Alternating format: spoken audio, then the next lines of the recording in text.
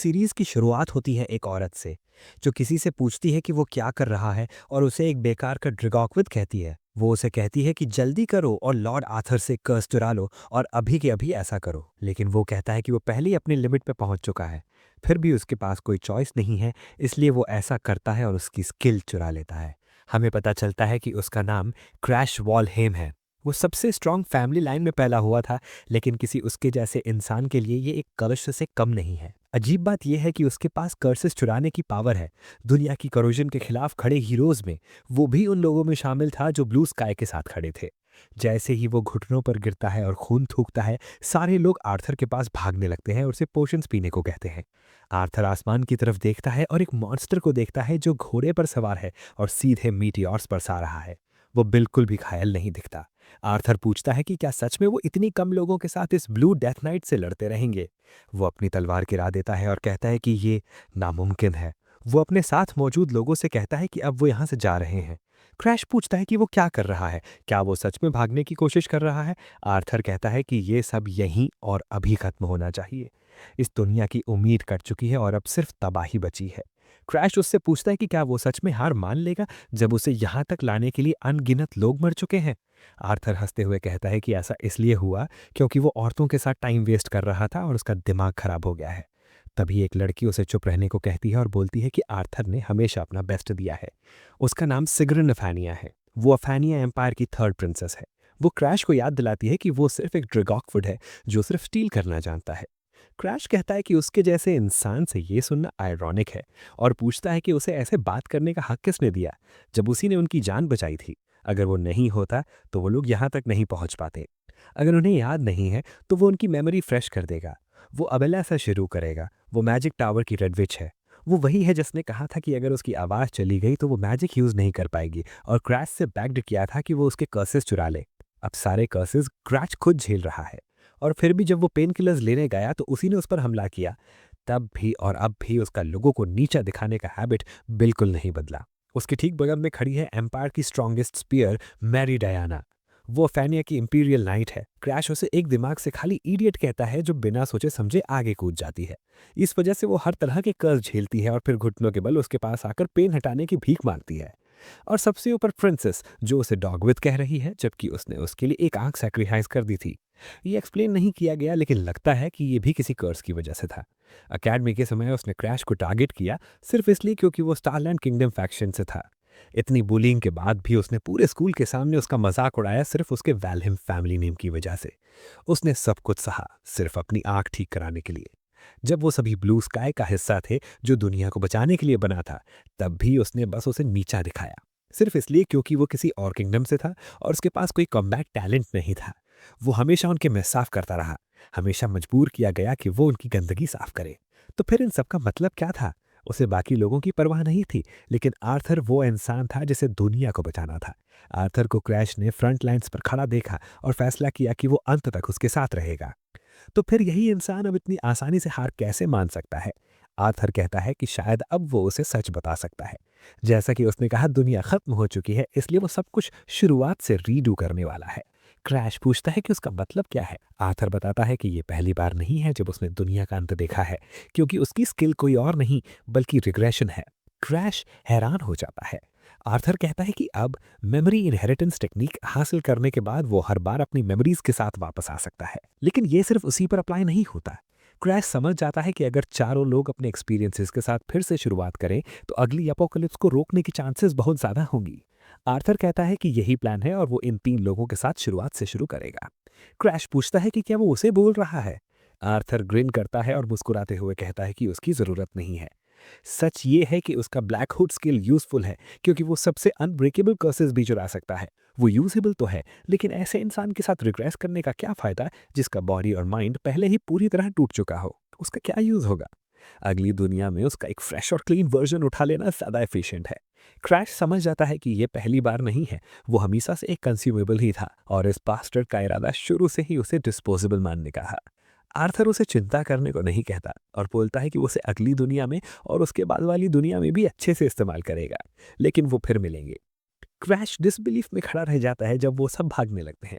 वो उन्हें रुकने को कहता है, लेकिन अंदर से वो हमेशा जानता था कि जब सब लोग खड़े रहकर उसे इग्नोर करते रहे, यहाँ तक कि आर्थर ने भी बस उसे देखता रहा, वो जानता था कि उन्होंने उसे कभी कॉमरेड माना ही नहीं। वो चिल्लाकर कहता है कि उसे भी अपने साथ ले चलो, लेकिन आर्थर बस हंस देता है। क्रैश कहता है कि कर्सेस की वजह से उसकी कॉन्शियसनेस फेड हो रही है, दुनिया के पूरी तरह खत्म होने से पहले ही उसकी जिंदगी खत्म हो जाएगी। लेकिन वो इसे ऐसे खत्म नहीं होने देगा।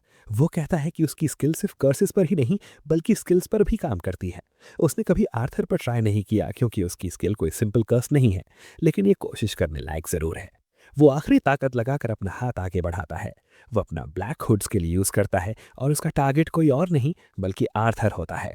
जैसे ही एक टिमोनिक हैंड उसके शरीर से निकलकर आर्थर की तरफ बढ़ती है, क्रैश ये महसूस करता है कि ये सच में काम कर रहा है और वो कहता है। आर्थर उसे रुकने को कहता है क्योंकि उसकी रिग्रेशन स्किल उससे छीन ली जाती है। आर्थर फिर पूछता है कि क्या उसने सच में हार नहीं मानी है। क्रैश कहता है कि वो जानता है आर्थर ने अनगिनत अपोकलिप्सिस देखे हैं और हर बार जैसे ही वो बेकार हो जाता है, आर्थर उसे फेंक देता है। आर्थर ने उसे मरती हुई दुनिया में पीछे छोड़ दिया, शायद इतनी बार कि उसकी गिनती करना भी नामुमकिन है। लेकिन इस बार पीछे छोड़ा जाने वाला आर्थर होगा। आर्थर पूछता है कि क्या वो आखिरकार पागल हो गया है। क्रैश मुस्कुराता है और डेथ नाइट की तरफ ऊपर इशारा करता है। शायद वो पागल हो चुका है और आर्थर ने खुद कहा था कि ये दुनिया तबाही की तरफ बढ़ रही है। आर्थर हैरान हो जाता है और अपनी स्किल यूज करने की कोशिश करता है, लेकिन वो काम नहीं करती। उसकी आंखों में आंसू आ जाते हैं जब उसे एहसास होता है कि क्या हो चुका है। क्रैश सबसे पहले उस अटैक से मर जाता है और कहता है कि अगली दुनिया को वही बचाएगा। जब वो धीरे धीरे अपनी आंखें खोलता है तो वो अपने कमरे की छत की तरफ हाथ बढ़ाता है और चीख पड़ता है। हम देखते हैं कि उसकी आंखों में अब पहले जैसी बेजानियत नहीं है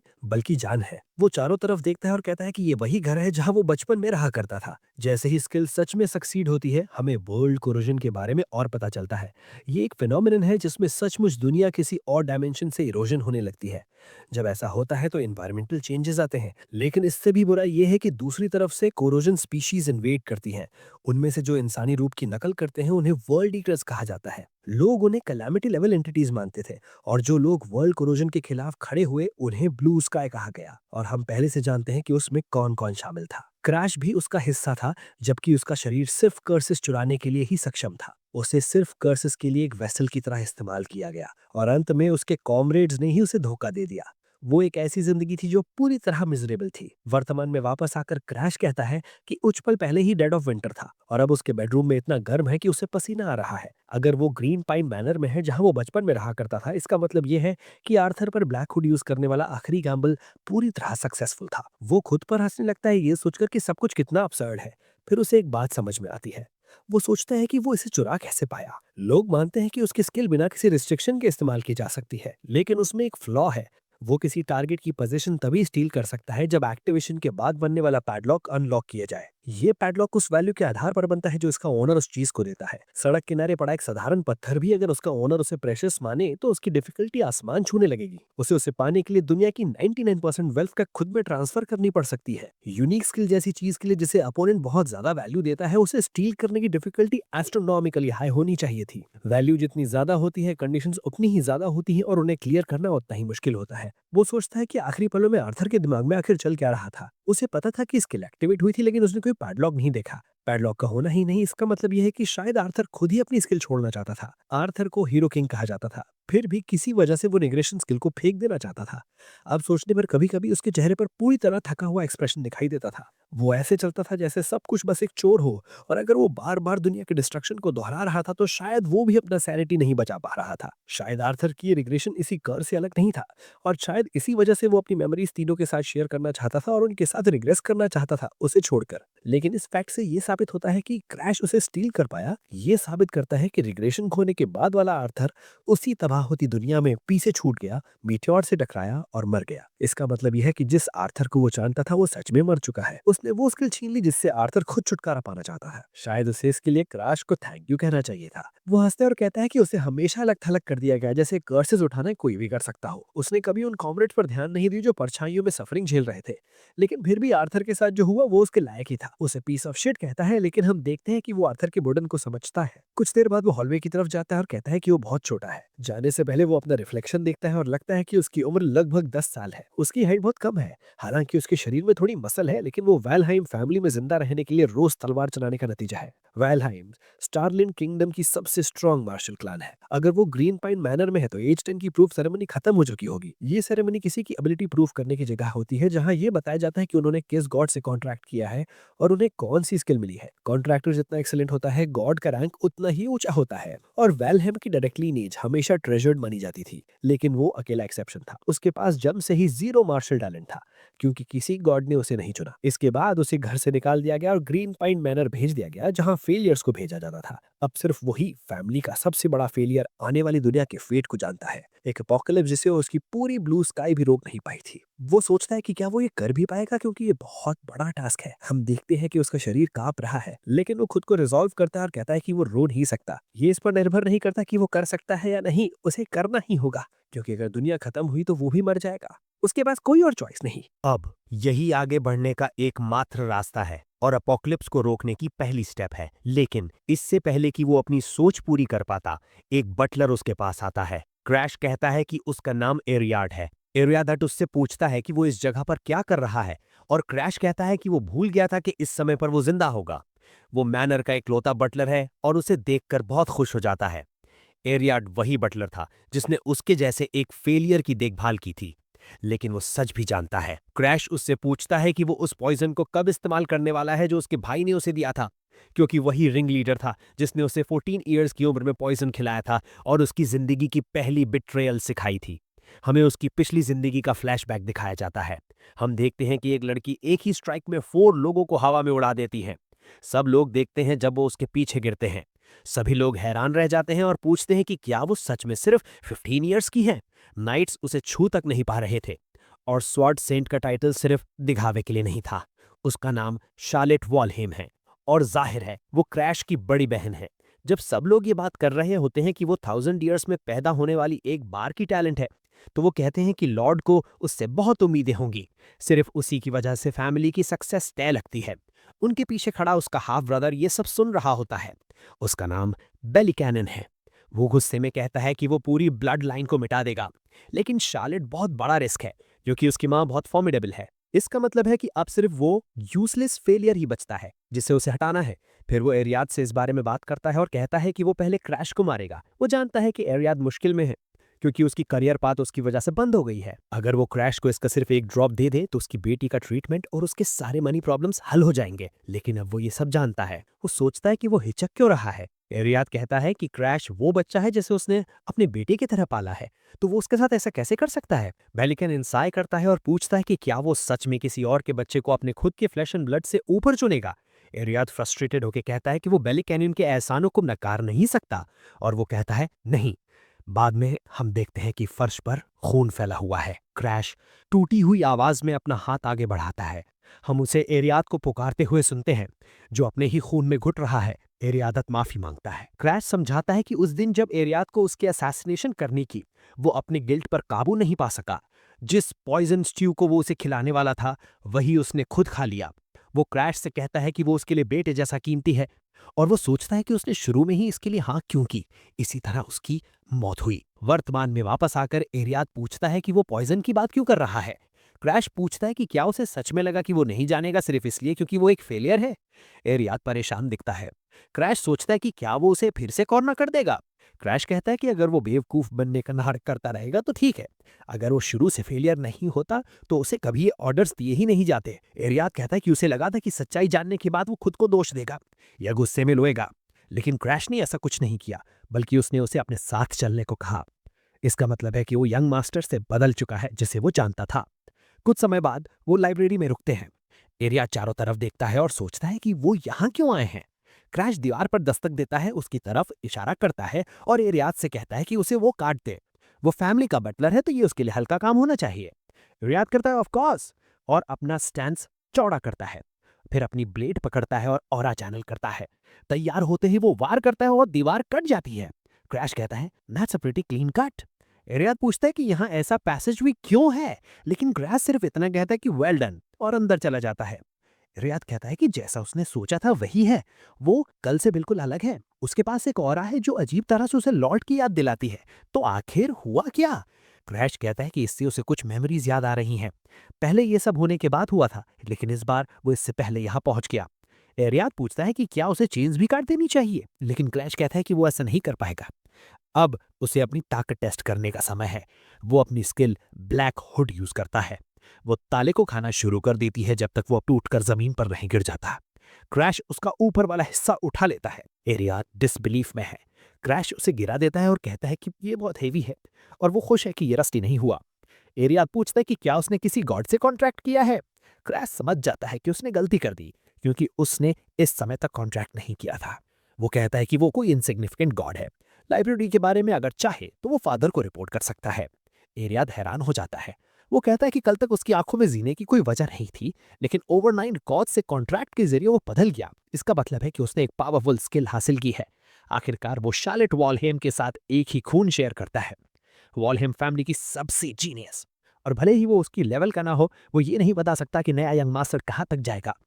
वो घबरा कर उसे पुकारता है और कहता है कि कम से कम जब तक वो जो करने की कोशिश कर रहा है वो पूरा नहीं हो जाता, वो किसी को कुछ नहीं बताएगा। क्रैश समझ जाता है कि ये बुरा है। ये बटरफ्लाई इफेक्ट है।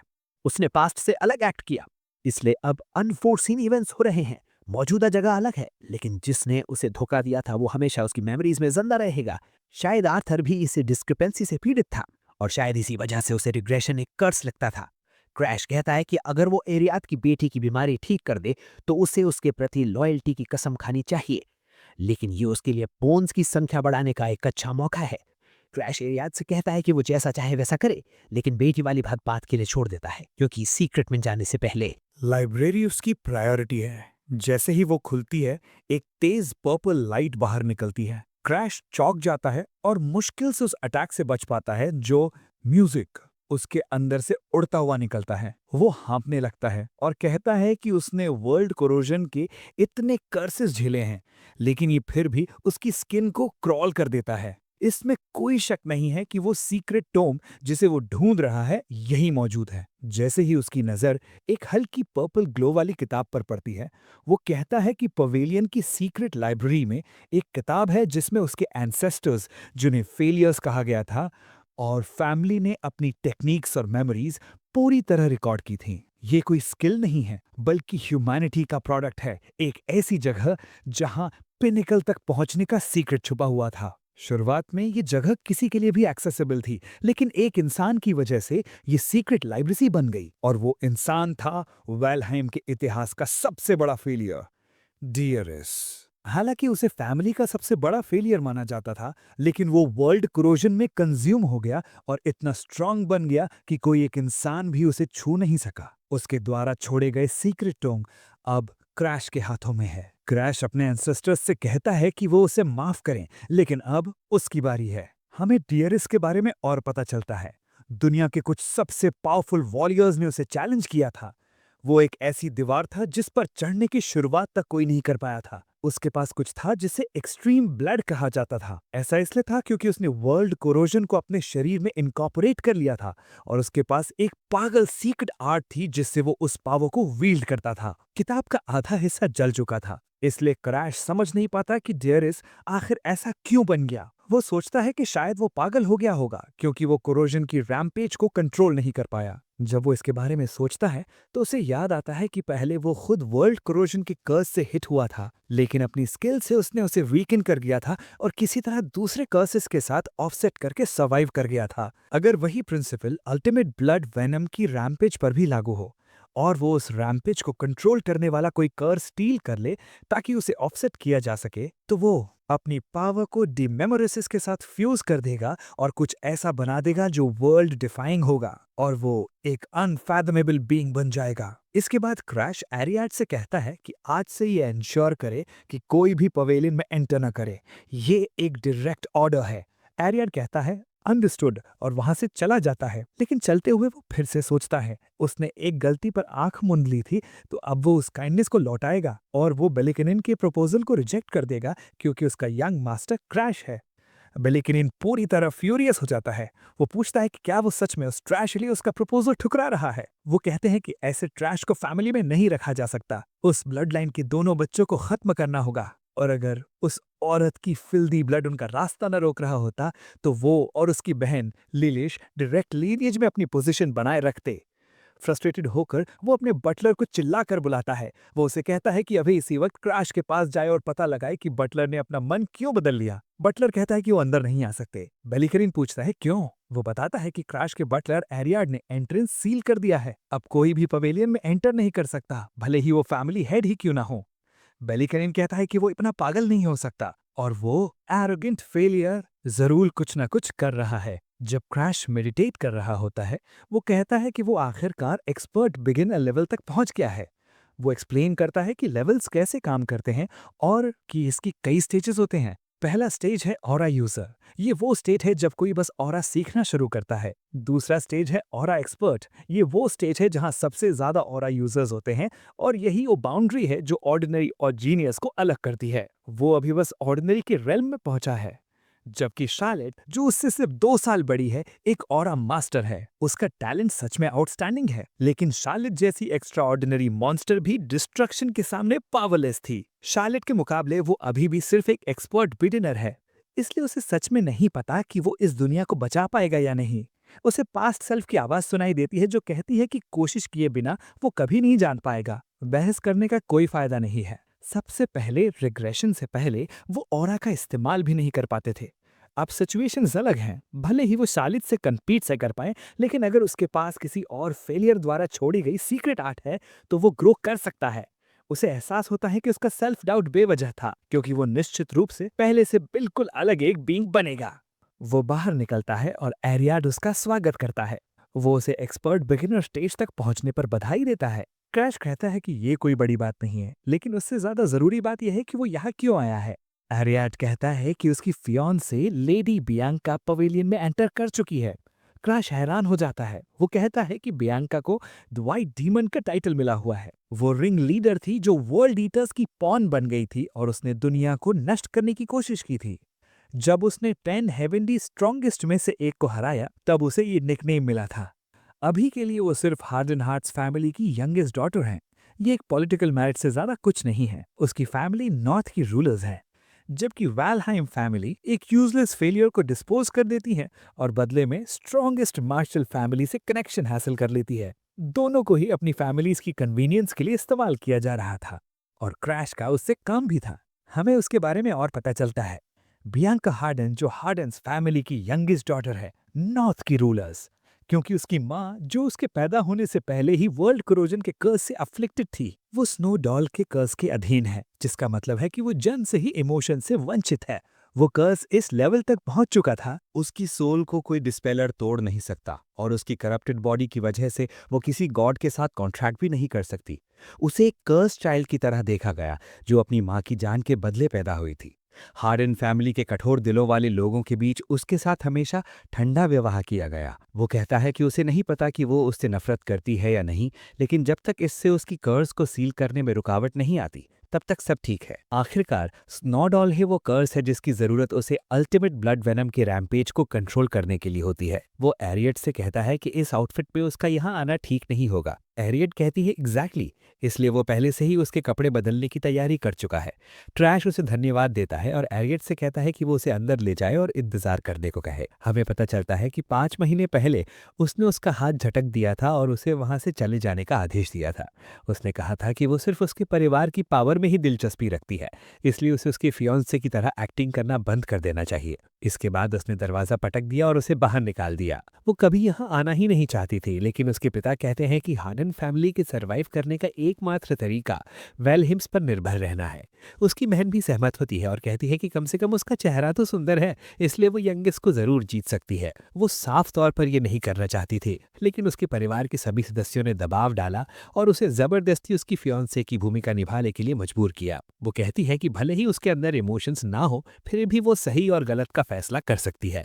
अगर उसे इस पॉलिटिकल मैरिज के लिए मजबूर ना किया गया होता तो उस जैसे फाउल माउथ्ड पेसिमिस्टिक लूजर को वो पहली नजर में ही रिजेक्ट कर देती। फ्लैशबैक यही खत्म होता है। क्रैश कहता है कि उसे अफसोस है, उसे यकीन नहीं हो रहा कि उन्होंने उसकी जैसी सेंसिटिव टंग वाली लड़की को इतनी गर्म चाय परोस दी है। वो कहता है कि वो बाद में मेड से इस बारे में बात करेगा। वो बस कंफ्यूज्ड दिखती है। किसी वजह से उसके शरीर पर स्क्रैचेस भी हैं। वो कहता है कि मौसम अच्छा है इसलिए उन्हें गार्डन में टहलना चाहिए जहाँ ऐसे कई फ्लावर्स होंगे जो नॉर्थ में नहीं उगते। वो एरियट से कहता है कि गार्डन में मैकेडेमिया कुकीज भी ले आए। एरियट सर्टेनली कहता है और क्रैश उसे बाहर ले जाता है। वो कहता है कि इतनी दूर तक आना उसके लिए मुश्किल रहा होगा। वो जवाब देती है कि चूंकि हम एंगेज्ड हैं इसलिए इस तरह मिलने के मौके जरूरी हैं। वो पूछता है अगर ऐसा है तो वो एक फियांसे की तरह नहीं बल्कि किसी सुपीरियर ऑफिसर से बात कर रही हो, ऐसा क्यों लग रहा है। और भी कंफ्यूज्ड वो कहती है कि कुछ गलत है। जब वे पहले मिले थे तब उसकी आंखें कहीं ज्यादा डेड और डिप्रेस्ड लगती थी, लेकिन आज वो बिल्कुल अलग इंसान जैसा लगता है। इसके अलावा मैकेडेमिया कुकीज पसंद होने की बात उसने उसे कभी नहीं बताई थी। अब जब वे बाहर है तो वो पूछती है कि क्या वो सच में क्रैश ही है या नहीं। वो उसे घूरता है और समझता है कि शायद वो पहले से बिल्कुल अलग तरह से व्यवहार कर रहा है। जैसे ही वो किलिंग इंटेंट रिलीज करता है वो चौंक जाती है और माफी मांगती है। कहती है कि ऐसा कहना ठीक नहीं था। वो कहता है कि ये उसका इंटेंशन नहीं था। उस समय की उसकी मेमोरीज धुंधली हैं, इसलिए उसे याद नहीं कि वो पहले उसके साथ कैसा व्यवहार करता था। लेकिन एक बात उसे साफ याद है और वो ये कि यही एक्सप्रेशन उसने उस दिन पहना था जब नॉर्थ सी आइस मैनर के सामने उसकी मृत्यु हुई थी। वो कहता है कि फिलहाल वो बातों से इस सिचुएशन से निकलने की कोशिश करेगा। वो कहता है कि उसका अलग लगना सही है क्योंकि हाल ही में उसने एक गॉड के साथ कॉन्ट्रैक्ट किया है। वो कहती है कि इससे उसकी पर्सनैलिटी चेंज की एक्सप्लेनेशन मिलती है और उसे बधाई देती है। वो कहता है कि वो उससे एक प्रपोजल रखना चाहता है। वो पूछती है क्या, क्योंकि अगर उसने गॉड के साथ कॉन्ट्रैक्ट किया है तो वो उससे क्या चाहता होगा। वो सीधा पूछती है कि क्या एंगेजमेंट खत्म हो रही है। वो पूछता है कि वो ऐसा क्यों सोच रही है। वो कहता है कि वो समझता है कि उसके जैसे इंसान से शादी न करना कोई अजीब बात नहीं है।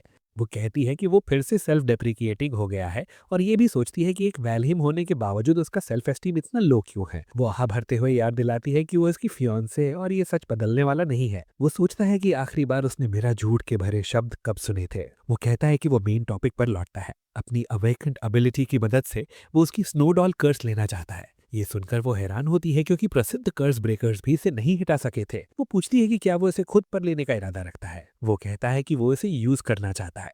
वो जानती है कि उसे एक फेलियर की तरह देखा जाता है और अगर ऐसा है तो डायरेक्ट लीनिएज के साथ उसका रिश्ता बिगड़ा हुआ होगा। शायद वो इन सब से इतना थक चुका है कि अपने इमोशंस को पूरी तरह मिटा देना चाहता है। और वो सोचती है कि क्या ये इलनेस ऑफ द हार्ट कहलाता है। एक मेंटल मजिशियन जिसे वो जानती थी उसने कहा था कि जब कोई इंसान अपनी मेंटल लिमिट पर पहुंच जाता है तो वो इलनेस ऑफ द हार्ट का शिकार हो जाता है। अगर कोई इस बीमारी के आगे झुक जाए तो वो या तो अपनी जान ले सकता है या अचानक बहुत दयालु बन सकता है, जैसे वो बिल्कुल अलग इंसान जैसा हो। लेकिन वो एक बेहद खतरनाक पल होता है। ऐसा व्यवहार आने वाले अंत की वार्निंग होता है। अगर उसके किसी करीबी में ऐसे लक्षण दिखें तो उसे उसके पास रहना चाहिए। वो उसका हाथ पकड़ती है और कहती है कि सब ठीक हो जाएगा क्योंकि वो जानती है कि वो इसे पार कर सकता है। उसे बस कर्स पर निर्भर हुए बिना अपने इमोशंस को कंट्रोल करना होगा। वो कहता है कि उसे लगता है कि यहाँ कोई मिसअंडरस्टैंडिंग है, लेकिन वो कहती है कि अब से वो हर हफ्ते उससे मिलने आएगी और उसे यकीन है कि अगर वो अपने पिता से कहे तो वो पास ही में रहने लगेगी। वो कंफ्यूज होकर कहता है कि उसे लगता था कि शायद वो उससे नफरत करती है क्योंकि वो कभी ये एंगेजमेंट नहीं चाहती थी। वो कहती है कि भले ही ये सच हो, फिर भी वो किसी ऐसे इंसान को अकेला नहीं छोड़ सकती जो एक प्रेसिपिस के किनारे खड़ा हो। ये समझते हुए कि वो इस बात को इनकार नहीं कर रही कि वो ये शादी नहीं चाहती थी। उससे शादी कर लो, वो कहता है। वो समझता है कि वो उस तरह की लड़की है जो एक बार मन बना ले तो बिना सोचे समझी सीधे कूद पड़ती है। लेकिन वो एक बहुत बड़ी मिसअंडरस्टैंडिंग कर रही है। अगर वो उसे कर्ज नहीं लेने देगी तो शायद उसे चुपके से अपना स्किल एक्टिवेट करने की कोशिश करनी चाहिए। जब वो उस पर ब्लैक हुड इस्तेमाल करता है तो वो उसके चारों ओर लिपटने लगता है और उसकी कर्ज को चुराने लगता है। लेकिन साथ ही एक अनलॉक्ड कंडीशन जनरेट हो जाती है। आखिरकार हमें यह देखने को मिलता है कि वो कंडीशन क्या है, क्योंकि उसे देखकर वो खुद डर जाता है। वो उसे बताता है कि उसे उसका फ्रेंड बनना होगा, लेकिन इसके साथ एक और लॉक भी है। वो कहता है कि डबल लॉक होना बेहद परेशान करने वाला है, क्योंकि ये वो कर्ज है जो उसने पैदा होने के बाद से ही संभाल रखी है, जिसे उसके शरीर का हिस्सा माना गया है और जिसे एक वैल्यू दी गई है, जबकि कर्सेस को लॉक जनरेट करने के लिए नहीं बनाया गया होता। अनलॉक्ड कंडीशन है उसका फ्रेंड बनना। ये तो उसका फियांसे बनने से भी ज्यादा मुश्किल है। उसके पास इमोशंस नहीं है, इसलिए वो शायद ही किसी चीज में इंटरेस्ट दिखाती है। फिर भी उसे वापस हार्ड एंड हार्ट्स भेजना सिर्फ उस समय को और तेज करेगा जब वो वाइट डीमन बन जाएगी। इसलिए वो उसे अपने पास ही रखेगा और लॉक को अनलॉक करने का मौका तलाशेगा। अगर वो उसे वाइट डीमन बनने से रोक सके और स्नोडॉल भी हासिल कर ले तो ये killing two birds with one stone होगा। अभी के लिए जैसा वो कह रही है वैसा करना ही सबसे अच्छा तरीका है। वो उसके हाथ फिर से थाम लेता है और कहता है कि उसे खुशी हो रही है और वो आभारी है कि वो अपनी फियांसे को इतनी बार देख पा रहा है। लेकिन वो कहती है कि बदले में वो अपने पिता से इसकी पुष्टि करके आएगी। थोड़ी देर बाद वो उसे विदा करता है। वो कहता है कि शायद उसे वापस आने में लगभग 1 मंथ लगेगा और तब तक उसे सीक्रेट आर्ट्स की जितनी भी टोम्स मिल सके सब पढ़ लेनी चाहिए, जो कि आगे बहुत बिजी होने वाला है। लेकिन लिटरली अगले ही दिन वो दरवाजा खोलता है और लोग बॉक्सेस उतारने लगते हैं। एक कैरेज आकर रुकती है जिसमें सारा सामान लाया जाता है और वो उसे ग्रीट करते हुए कहती है कि आज से वो ग्रीन पाइन मैनर में रहेगी। कुछ समय बाद क्रैश जागता है और देखता है कि बियांका लाट टपकाए सो रही है। वो पूछता है कि वो यहाँ फिर से क्यों सो रही है, क्योंकि अगर उसे उसके जैसे इंसान के साथ देखा गया तो लोग गलत समझेंगे। वो उठकर गुड मॉर्निंग कहती है और पूछती है कि वो यहाँ क्यों है। वो कहता है कि ये तो उसकी लाइन है। इसके बाद वो सीधे ट्रेनिंग के लिए चला जाता है और कहता है कि उसके साथ रहते हुए अब ऑलरेडी कुछ मंथ्स हो चुके हैं। जब वो यहाँ आई थी और कहा था कि वो उसकी केयर में रहेगी तो उसे हैरानी हुई थी कि वो इतनी जल्दी शिफ्ट हो गई। वो कहती है उसके डैड ने कहा कि इसमें कोई प्रॉब्लम नहीं है और तुरंत परमिशन दे दी। लेकिन क्रैश असल में ये पूछ रहा था कि क्या वो अपने फैमिली से दूर रहकर ठीक है, क्योंकि वो सिर्फ 12 की है। वो कहता है कि क्योंकि उसके पास इमोशंस नहीं है इसलिए उसका अफेक्शन भी फेड हो जाता है और शायद उसके मन में अपने फैमिली के लिए भी कुछ नहीं है, लेकिन ये उसके साथ फ्रेंड्स बनने का एक अच्छा अपॉर्चुनिटी हो सकता है। चलते चलते वो कहता है कि ये सब समर में हुआ था और अब ऑलरेडी विंटर आ चुका है और ईयर भी ऑलमोस्ट खत्म होने वाला है। इसका मतलब है कि रारेन अकेडमी का ओपनिंग डे और करीब आता जा रहा है। वो समझाता है कि रारेन अकेडमी एक अकेडमी है जिसे एम्पायर के 4 ग्रेट किंगडम्स ने मिलकर स्थापित किया है ताकि उन लोगों को ट्रेन किया जा सके जो वर्ल्ड कोरोजन का सामना कर सके। 15 से 20 साल की उम्र वाले लोग यहाँ अटेंड कर सकते हैं। अपनी रिग्रेशन से पहले ये वही एकेडमी थी जहां से ब्लू स्काई के कई मेंबर्स निकले थे जिनके पास चीट लेवल स्किल्स थी और उन्हीं बास्टर्ड्स की वजह से उसे इतना सफरिंग झेलना पड़ा था। लेकिन अब वो उनकी वीकनेसेस किसी से भी बेहतर जानता है, जिसका मतलब है कि वो उनके स्किल्स भी स्टील कर सकता है। उसका प्लान ये है कि एकेडमी में एंटर करते ही वो एक एक करके उनके सारे स्किल्स चुरा ले। वो नेक्स्ट ईयर 14 का होने वाला है, इसलिए एनरोलमेंट से पहले उसके पास 1 ईयर का टाइम है। उसे तब तक जितना हो सके उतना स्ट्रांग बनना होगा, लेकिन प्रॉब्लम ये है कि वो अपने टैलेंट के लिमिट्स को छूने लगा है। सिर्फ सीक्रेट टोम के सहारे एक्सपर्ट एंट्री के बिगिनर लेवल तक पहुंचना ही उसके लिमिट है। इस वॉल को ओवरकम करने के लिए उसके पास कोई और चॉइस नहीं है सिवाय इसके कि वो जल्द से जल्द उसकी कर्ज चुरा ले और अल्टीमेट ब्लड वेनम का इस्तेमाल करना सीख ले। वो ट्रेनिंग रूम से बाहर निकलता है और उससे पूछता है कि क्या वो आज भी सच में इंतजार कर रही थी। वो कहती है बिल्कुल, वो उसे अकेला नहीं छोड़ सकती। वो कहता है कि समर से ही वो एक बेबी बर्ड की तरह उसके पीछे पीछे घूम रही है। वो सोचता है कि वो उसे फ्रेंड की तरह कब देखने लगेगी। वो कहता है कि शायद उन्हें बाहर जाकर खेलना चाहिए या कुछ ऐसा करना चाहिए। और याडो से बताता है कि स्टार सैंक्चुरी से एक इनविटेशन आया है।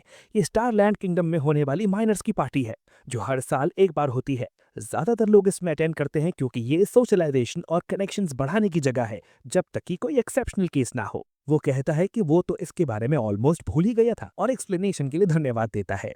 क्योंकि रिग्रेशन से पहले वो एक शट इन था, इसलिए इस समय की उसकी मेमोरीज धुंधली हैं। वो जानता है कि वो आदमी भी शायद वहां आएगा। बेशक वो ये नहीं बताता कि कौन है। अगर वो अटेंड करता है तो वो अरियाड से किया हुआ प्रॉमिस निभा सकेगा। इस तरह वो कभी फिर कोई रैश डिसीजन नहीं लेगा। वो अरियाड से कहता है कि वो अटेंड करेगा। बियांका कहती है कि वो भी जाएगी। अरियाड कहता है अंडरस्टूड और वहां से चला जाता है। बियांका कहती है कि स्टार सैंक्चुरी के पार्टिसिपेंट्स शायद उसकी आलोचना करेंगे। वो कहता है कि वो सही कह रही है। उसे नहीं पता कि वो उससे क्या कहेंगे, इसलिए शायद उसका ना जाना ही बेहतर हो। वो कहती है कि उसे जाना ही होगा क्योंकि ये एक फियांसे का ड्यूटी है कि वो अपने पार्टनर को प्रोटेक्ट करे। वो उसके सर पर हाथ फेरता है और कहता है कि वो उससे फियांसे की तरह नहीं बल्कि उसके ऑनेस्ट फीलिंग्स पूछ रहा है। वो कहती है कि वो फिर से वही सिंपैथेटिक एक्सप्रेशन दिखा रहा है। पिछले कुछ महीनों से वो लगभग हर दिन उसके साथ असामान्य रूप से दयालु रहा है। वो कहती है कि ये वार्मथ उसे अच्छी लगती है। हार्ड एंड हार्ट्स हाउस में भी उसके साथ कभी इतना अच्छा व्यवहार नहीं हुआ था। यहाँ तक कि उसे अब याद भी नहीं रहा कि उसका उसके बारे में फर्स्ट इंप्रेशन कितना टेरेबल था। वो कहती है कि अब क्योंकि वो उसके साथ काइंड है वो उसे डिसलाइक नहीं करती। वो कहती है कि वो उसके साथ जाएगी, एक फियांसे के रूप में नहीं बल्कि अपनी ओन विल से। वो मुस्कुराता है और कहता है कि वो समझ गया। कुछ समय बाद वो कैरेज में होते हैं और वो पवेलियन को देखते हैं जहां पर पार्टी होने वाली है।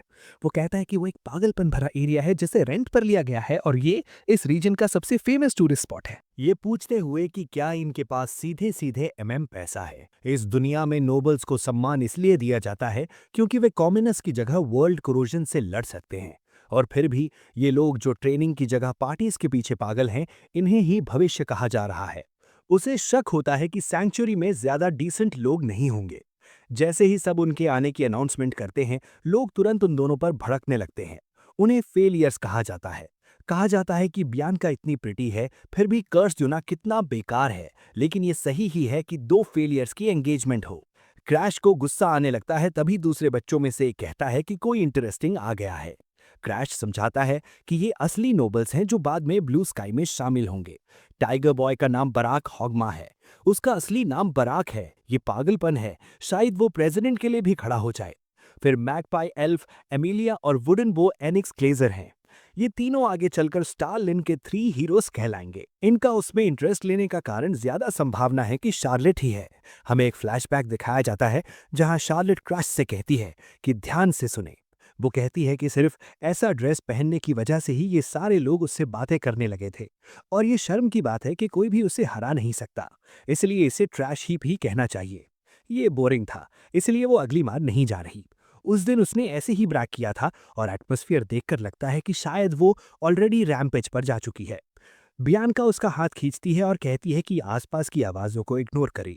वो कहता है कि वो बस उसकी कही हुई बात याद कर रहा था, और ये देखकर हैरानी होती है कि उसे फर्क नहीं पड़ता कि उसे भी बैड माउथ किया जा रहा है। ये सरप्राइजिंग है कि वो ऐसे हालात में उसकी चिंता कर रही है। वो उससे कहता है कि उसे वरी करने की ज़रूरत नहीं है, क्योंकि उसे फर्क नहीं पड़ता, और वो कहता है कि एक इंटरेस्टिंग गाय अब आने वाला है। अनाउंसर कहता है कि डार्लिंग डैन फेलियन आ चुके हैं। क्रैश कहता है स्पीक ऑफ द डेविल, ये एक्सेंट्रिक्स में भी सबसे एक्सेंट्रिक इंसान है। डार्लिंग सबको ग्रीट करता है और वो समझाता है कि डार्लिंग एल्केमी कैसल का लॉर्ड है। हमें उसकी प्रीवियस लाइफ का फ्लैशबैक मिलता है जब वो पहली बार डार्लिंग से मिला था। डार्लिंग ने कहा था कि उसका पूरा शरीर कर्सेस से भरा हुआ है। वो सोच रहा था कि ऐसा क्या हुआ कि हालत इतनी खराब हो गई। फिर डार्लिंग ने उसके चीक्स पकड़े और कहा कि कोरोजन टाइप कॉम्बैट कर्सेस के लिए इसे और उसे कंबाइन करना पड़ता है, लेकिन ये पॉसिबल लगता है। फिर पूछा कि क्या वो टेस्ट सब्जेक्ट पढ़ना चाहेगा। मैं इसे डार्लिंग एक गाय है। क्रैश कोई जवाब नहीं देता तो डार्लिंग कहता है कि वो खुद ही शुरू कर देगा। तभी डार्लिंग किस के लिए आगे बढ़ता है और क्रैश डर जाता है। क्रैश उसे अपकट मारता है और पूछता है कि क्या वो पागल है।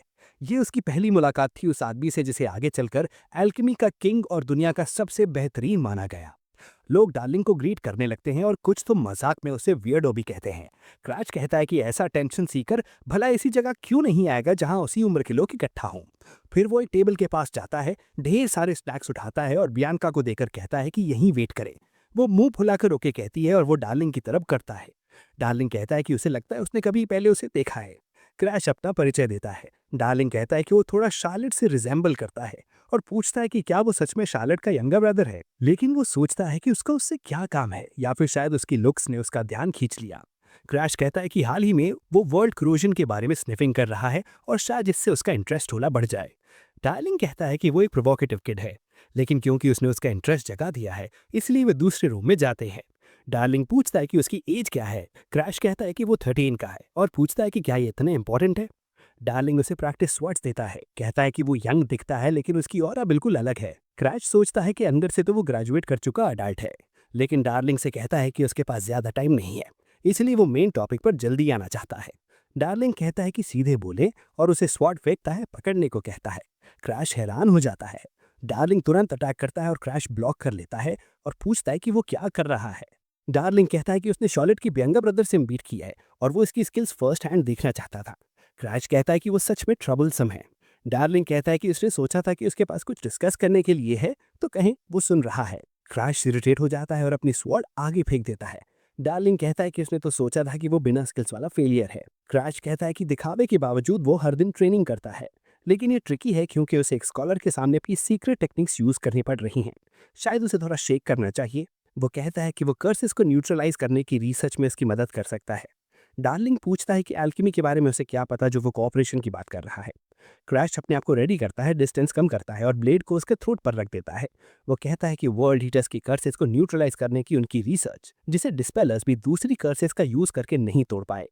फर्स्ट क्लास एल्केमिस्ट बनने के लिए डार्लिंग को उस रिसर्च को प्रूव करना होगा, और वो अपनी स्किल से उसकी मदद करेगा क्योंकि उसकी स्किल कर्सेस चुराती है। डार्लिंग समझ जाता है कि वो सिर्फ बिना स्किल्स वाला फेलियर नहीं है और मुस्कुराता है। वो कहता है कि अगर उसकी बात सच है तो ये सप्लाई एंड डिमांड और कर्स न्यूट्रलाइजेशन दोनों को एक साथ प्रूव करने का परफेक्ट अपॉर्चुनिटी है। वो पूछता है कि बदले में उसे क्या करना होगा और मजाक में सोचता है कि शायद उसे बॉयफ्रेंड चाहिए। काश पूछता है कि उसे क्या हो गया है। वो कहता है कि फ्यूचर में वो बहुत सारे कर्सेस एक्वायर करने वाला है और चाहता है कि डार्लिंग इन कर्सेस को कम करने की मेडिसिन बनाए। डार्लिंग कहता है कि यही इसकी स्पेशलिटी है। क्रैश कहता है कि सिर्फ स्किल्स चुराना इनफ नहीं है, यहाँ तक कि ब्लू स्काई जिनके पास चीट लेवल स्किल्स थी भी डिस्ट्रैक्शन को रोक नहीं पाए। तो अपने जैसे एक फेलियर को मेडिसिन हो या कुछ भी और हर संभव तरीका अपनाना ही पड़ेगा। डार्लिंग कहता है कि उसने सुना था कि शार्लेट से लगातार तुलना होने की वजह से उसने अपनी मोटिवेशन खो दी थी, लेकिन ऐसा लगता है कि ऐसा नहीं है। एक ओवरवेलमिंग जीनियस है और दूसरा एक ट्विस्टेड इंसान लगता है। वो ब्लश करने लगता है और कहता है कि दोनों सिबलिंग्स महान हैं, लेकिन फिर वो एक सवाल पूछता है कि क्या वो जल्द ही रर अकेडमी ज्वाइन करने वाला है। क्रैश कहता है कि ये तो ऑब्वियसली सही चॉइस है। वो थोड़ा शिवर करता है, लेकिन क्रैश रर अकेडमी स्किल्स चुराने के लिए ज्वाइन कर रहा है। डार्लिंग कहता है कि अगर ऐसा है तो वो हर चीज में मदद करेगा, चाहे मेडिसिन मिक्स करना हो या कुछ भी, और अगर इसमें कर्सेस शामिल हैं तो वो उसका स्वागत करता है। क्रैश कहता है कि ये आदमी पहले जैसा ही था और अब भी वैसा ही है। क्रैश कहता है कि इसके अलावा एक और चीज है जो वो पूछना चाहता है। ये डिस्कलरेशन डिसीज के बारे में है। डार्लिंग कहता है कि ये एक इनक्योरेबल डिसीज है जिसमें स्किन नीली और काली हो जाती है और अंत में मौत हो जाती है। क्रैश उसके लिए मेडिसिन मांगता है। डार्लिंग हैरान होकर पूछता है कि क्या उसे पता भी है कि इनक्योरेबल शब्द का मतलब क्या होता है, क्योंकि ये उसके लिए भी इम्पॉसिबल है। क्रैश कहता है फिर भी। वो एक गहरी सांस लेता है, फिर अपनी फिस्ट आगे बढ़ाता है और कहता है कि उसे पता है कि वो ये कर सकता है। डार्लिंग कहता है कि उसका प्राइड उसे मना नहीं करने देगा और वो फिस्ट बम्प करता है। क्रैश कहता है कि जब मेडिसिन तैयार हो जाए तो उसे उसके घर ड्रॉप कर देना। डार्लिंग कहता है कि वो खुद डिलीवर करेगा। फिर क्रैश कहता है कि एक बात उसे काफी समय से परेशान कर रही थी। वो कहता है कि उसे लगा था कि डार्लिंग उसकी सिस्टर पसंद है।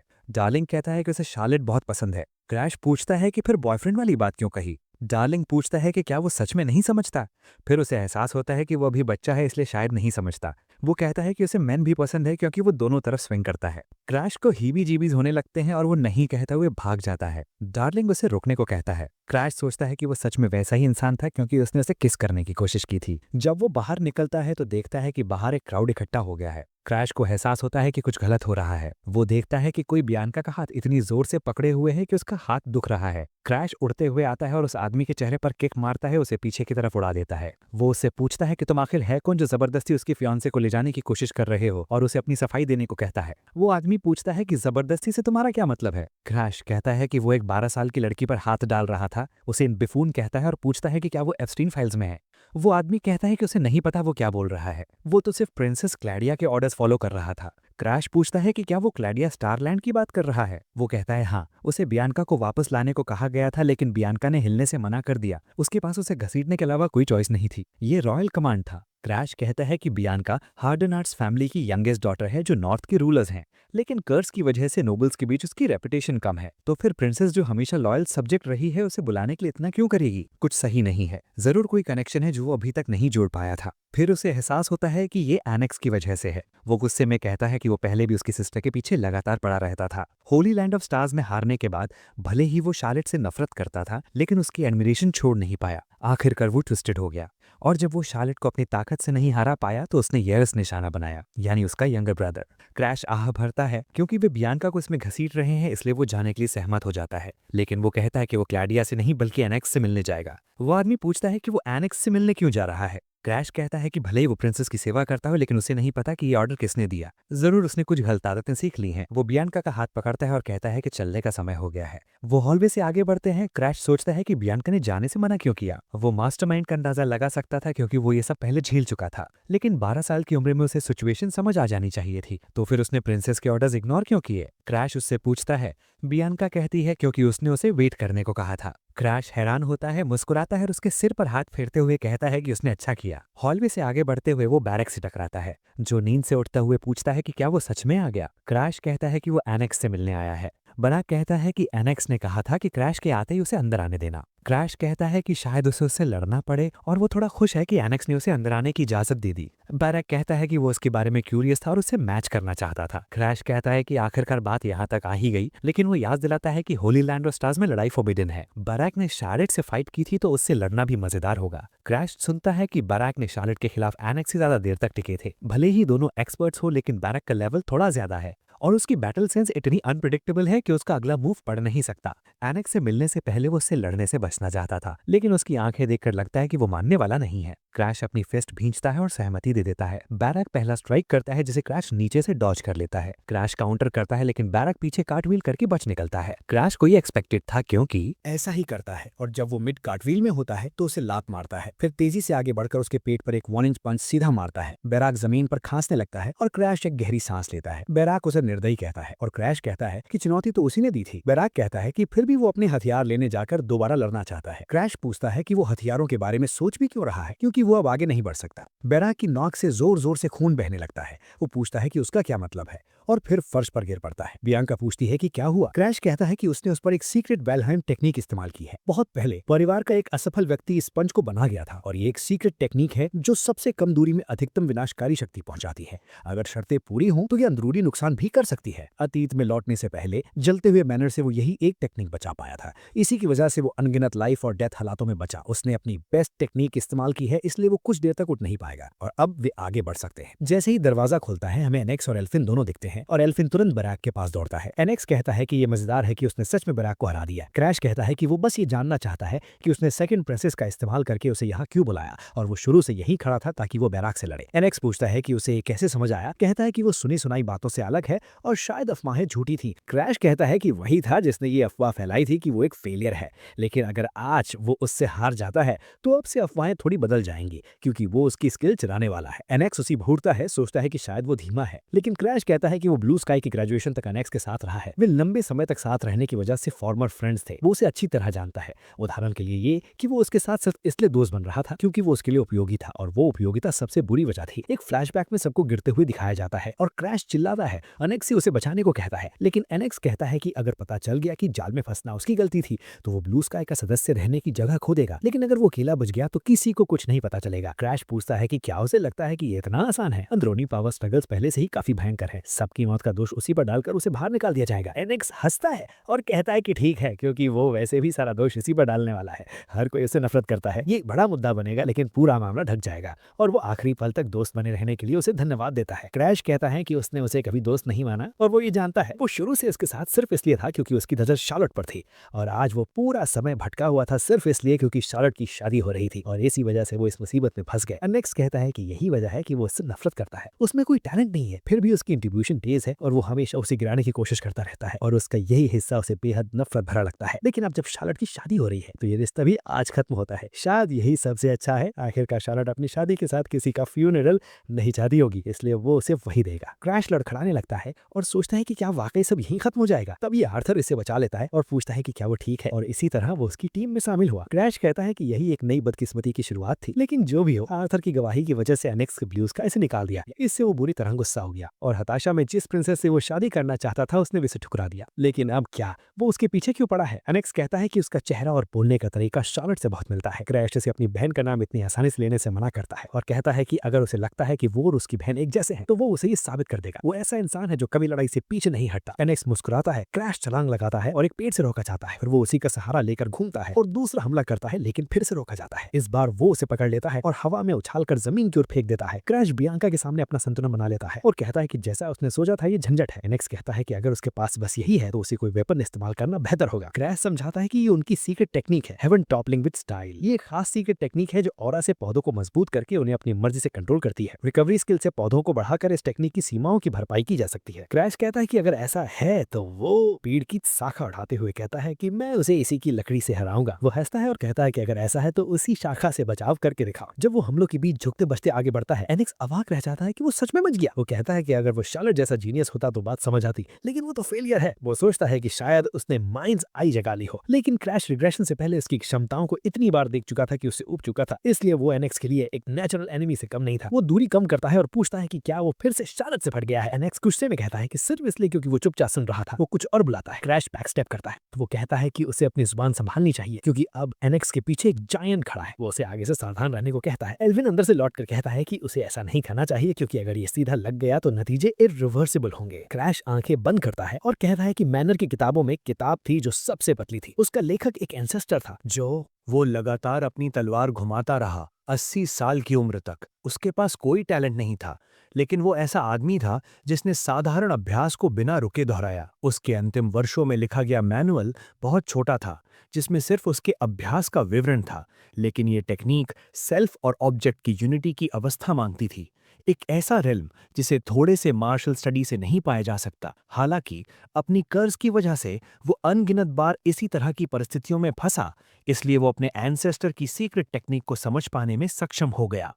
तलवार वही बन जाती है और वो खुद तलवार बन जाता है। जैसे ही वो आगे की ओर वार करता है, वो जायंट को और बीच में आने वाले हर अटैक को चीर देता है। क्रैश कहता है कि यही एक सच्चा और बेहद सरल सच है। उसकी तलवार टूटने के बाद हर कोई अविश्वास में उसे घूरता है। बियांका बेपरवाह रहती है क्योंकि जाहिर है उसके पास कोई इमोशंस नहीं है।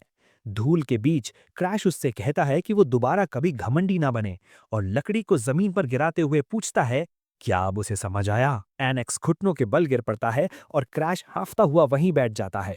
कहता है कि उसने बस इतना ही फोर्स लगाने की योजना बनाई थी ताकि उसकी स्किल चुराना आसान हो जाए।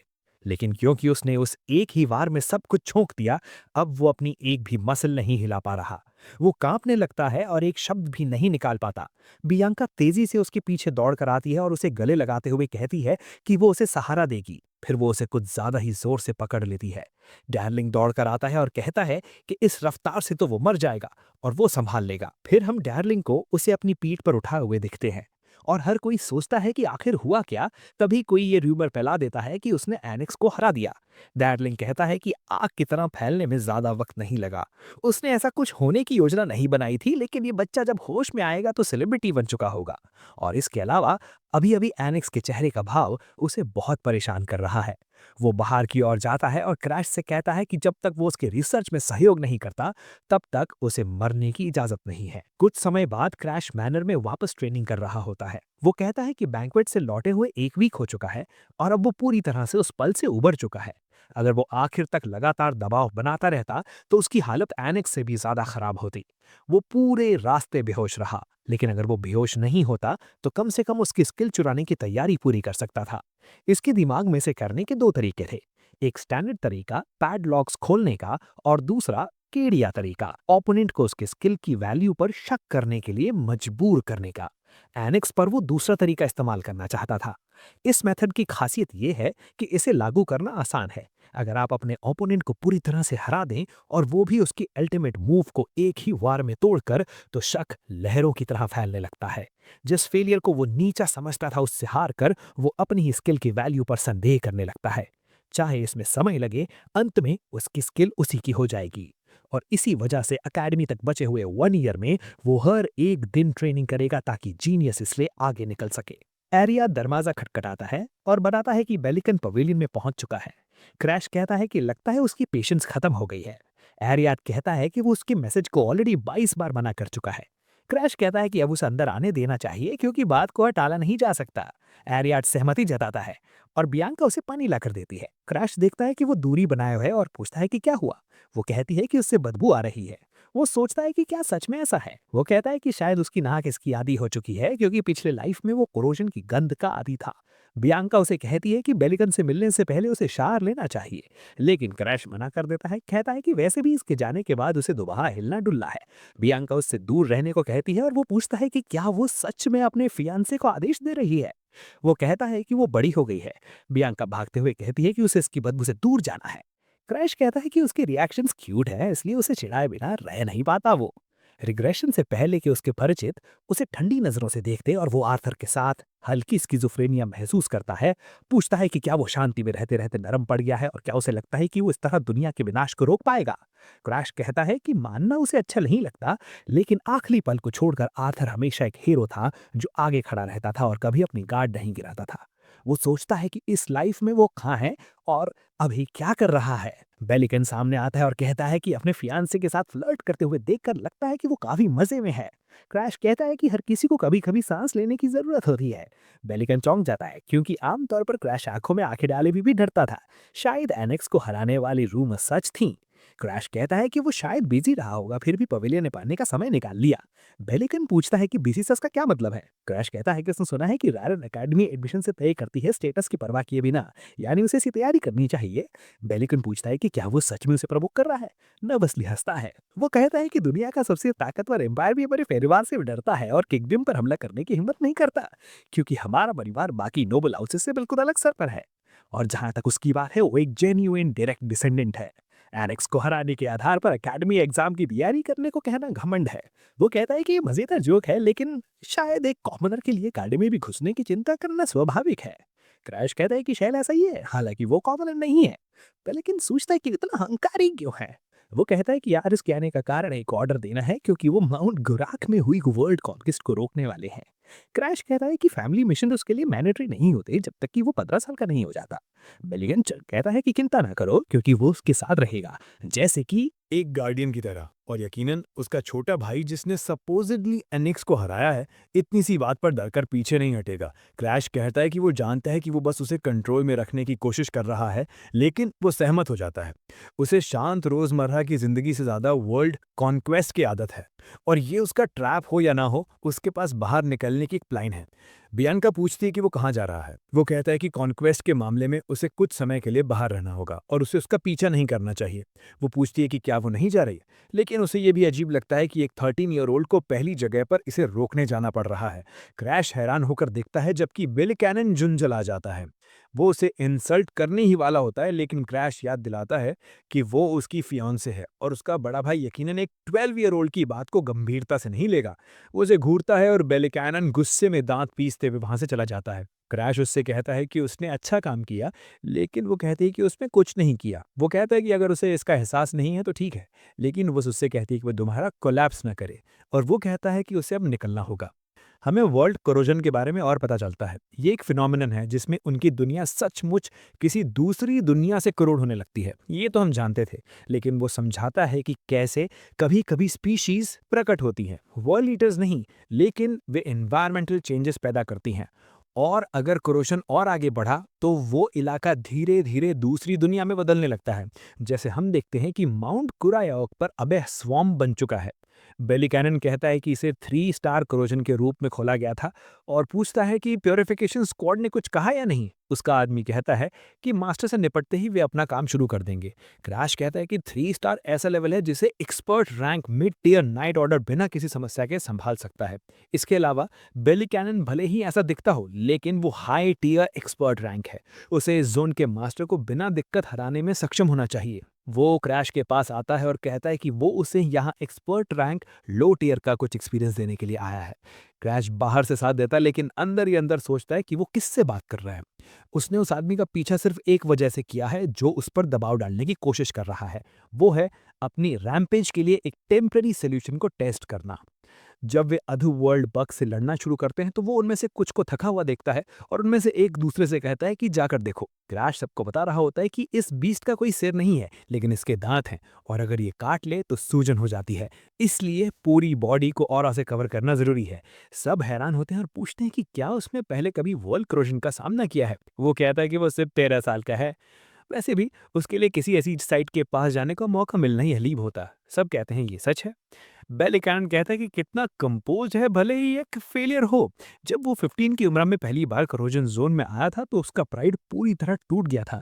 तो फिर ये कैसे नाइट्स को एडवाइस दे सकता है? ये पूरी तरह अलग है, लेकिन वो कॉपी में इनहेल करता है, खुद से कहता है कि तुलना करना बंद करें। बेलिकैनन अपनी तलवार कसकर पकड़ता है और दौड़ पड़ता है। कहता है कि ये सिर्फ एक हाइपोथेसिस है कि अगर क्रैश बड़ा होकर शार्लेट जैसा बन गया और उससे आगे निकल गया, तो आखिरकार वो खुद फैमिली का फेलियर बन जाएगा। क्रैश उसे पुकारते हुए दौड़ता है, लेकिन बेलिकैनन कहता है कि वे जल्द ही मास्टर के लोकेशन पर पहुंचने वाले हैं, और ये उसके लकी है, क्योंकि ये उसकी पहली बार से आसान है। लगता है यहाँ मास्टर के अलावा कोई और कोरोडेड स्पीशीज भी नहीं है। क्रैश कहता है कि यही तो और ज्यादा सतर्क रहने की वजह है। इसका मतलब है कि एक 3 स्टार मास्टर अकेले ही कोरोजन को मेंटेन करने में सक्षम है। बेलिकैनन अपने लोगों से कहता है कि डरे नहीं और किसी बच्चे की बात से डगमगाए नहीं। ये सिर्फ एक 3 स्टार है, हमें इसे जल्दी खत्म करके वापस लौट चाहिए। क्रैश कहता है कि वे खुद समझ जाएंगे और उसे भी अपने काम पर ध्यान देना चाहिए। दूर देखते हुए वो कहता है कि वो वर्ल्ड कोरोजन की एनर्जी देख सकता है। रिग्रेशन से पहले की तुलना में अभी और साफ है, डिमारस की टेक्निक को मास्टर करने की वजह से। उसे बस इसे इनहेल करना है। जैसे ही वो अपना मास्क उतारता है, वो इसका एक बड़ा पफ लेता है, उसकी आंखें लाल हो जाती हैं और वो खून की उल्टी करने लगता है। सब पूछते हैं कि क्या वो ठीक है? वो कहता है कि वो ठीक है। बेले कैनन कहता है कि इसलिए क्योंकि वो पहली ट्रिप में खुद को ज़्यादा पुश कर रहा है और वो उसे पिग्गीबैक राइड दे सकता है। लेकिन क्रैश कहता है कि वो ठीक है। वो सिर्फ इसलिए खून का असर है क्योंकि वर्ल्ड कोरोजन की एनर्जी एक पोटेंट पॉइजन जैसी है, इसलिए ऐसा होना एक्सपेक्टेड है। फिर भी उसके पास इसे सहने के अलावा कोई विकल्प नहीं है और इसका पूरा मकसद डीआरएस की टेक्निक है। वो सीक्रेट मैनुअल के अनुसार चलने लगता है और अपनी ऑरा को वर्ल्ड कोरोजन की एनर्जी के साथ मिक्स करने लगता है। उसे बिना रुके अपनी ऑरा सर्कुलेट करनी होती है और इसे एक महान नदी की तरह मानना होता है जो अंत में दूसरी नदी से मिलकर एक नया रंग बना देगी जिसे दोबारा पेंट से ही किया जा सकता। यही है रामपेज का आफ्टर इफेक्ट। जब वो आंखें खोलता है तो वो पूरी तरह काली हो चुकी होती है और वो लड़खड़ाने लगता है। वो अपने हाथों को देखता है और कहता है कि एक नॉर्मल माइंड के साथ वो इसे सह नहीं पाता। अब समय आ चुका है उस सीक्रेट आर्ट को इस्तेमाल करने का। डीआरएस के इतिहास से गायब माने जाने के बाद एक अंधे एंसेस्टर ने सीक्रेट आर्काइव की खोज की थी, लेकिन अपनी ब्लाइंडनेस की वजह से वो मैनुअल्स पढ़ नहीं सका। उसके पास आर्काइव का दरवाजा बंद करने के अलावा कोई विकल्प नहीं था ताकि फिर कभी ऐसा व्यक्ति न आए, और उसने अपना खुद का मैनुअल छोड़ने का फैसला किया। वहाँ उस सीक्रेट आर्ट का नाम सिक्स्थ सेंस है। ये एक सुपर सेंसरी परसेप्शन है जो ऑरा के जरिए सभी सेंसेशंस को महसूस करता है। अभी के लिए वो इसे सिर्फ अपने जॉइंट्स की लंबाई तक ही फैला सकता है, लेकिन इतना भी ये जानने के लिए काफ़ी है कि वो कहाँ है। वो जगह जहाँ वो अभी है रैम्पेज से ढकी हुई वर्ल्ड नहीं है, क्योंकि ये थिनिंग हो रही है। वो सिक्स्थ सेंस की मदद से इसे पार करने में सफल रहा। बेशक ये सिर्फ एक टेम्परेरी सोल्यूशन है, लेकिन अगर वो कोरोजन की एनर्जी को एब्जॉर्ब कर लेता है तो रैम्पेज किसी भी समय हो सकता है। उस स्थिति में उसे अब भी बियांका की स्नो डॉल कर्स हासिल करनी होगी। भले ही ये सिर्फ एक स्टॉप गैप मेजर हो, लेकिन ये सच नहीं बदलता कि वो इसे सहने में कामयाब रहा। तभी उसे एक बून चिलिंग एहसास होता है और वो दहशत में मुड़ता है। जो वो देखता है वो एक एल्ड्रिच क्रीचर है जो अपनी आंखें खोलते हुए सीधे उसके चेहरे की ओर घूर रहा है। उसका शरीर मॉर्फ और वॉप होने लगता है और बेलकेनिन चीख उठता है। सभी को समझ आ जाता है कि यही मास्टर है और हम देखते हैं कि उसके नीचे एक जाइंट हेड है। वो दहाड़ने लगता है। बेलकेनिन और क्रैश समझ जाते हैं कि ये बोरा है क्योंकि इसे थाउजेंड फेस्ड डीमन कहा जाता है। बेलकेनिन चिल्लाता है और सबको बैटल के लिए तैयार होने को कहता है। सबसे पहले बेलकेनिन अपनी स्किल का इस्तेमाल करता है और हम देखते हैं कि वो अपनी ब्लेड को आग से ढक लेता है। उस स्किल का नाम इग्निस है। दूसरे सोल्जर्स कहते हैं कि इसे देखना हमेशा मैग्निफिसेंट होता है और ये सिर्फ डिस्ट्रक्टिव ही नहीं है, इसकी पावर भी इमेंस है। ये ऐसी स्किल है जो अपने टारगेट को जलाकर राख कर देती है, चाहे वो कुछ भी हो। क्रैश उस स्किल को घूरते हुए कहता है कि इसी ने उसकी पास्ट लाइफ में उसका आर्म जला दिया था। बेलिकनिन ने उसे पाव का अंतर दिखाया था और ये भी कि वो उसे अपने जैसा ट्रैश समझकर समय बर्बाद नहीं करना चाहता था। रिग्रेशन से पहले बेलिकनिन पूरी तरह से इनसेन था, लेकिन क्रैश सोचता है कि क्या अब भी ऐसा ही है। वो पैडलॉक चेक करने की अपनी स्किल इस्तेमाल करने लगता है, ये उम्मीद करते हुए कि वो जरा भी नहीं बदला होगा। तभी एक सोल्जर का चेहरा डीमन फाड़ देता है और दूसरा चिल्लाता है कि ये फेस ईटिंग कर्स है। सीनियर्स भी उसके 8 आर्म्स के सामने स्ट्रगल कर रहे हैं और अप्रेंटिसेस जैसे वे लोग उस कर्स से बच नहीं सकते। उनमें से एक कहता है कि उनका एक ही विकल्प है, भागना, लेकिन बेलिकनिन चिल्लाता है और कहता है कि उन्हें मजबूत रहना होगा और अटैक करना होगा, और वो डीमन पर अपना अटैक छोड़ता है। वो आग पकड़ लेता है और दर्द में चीखता है।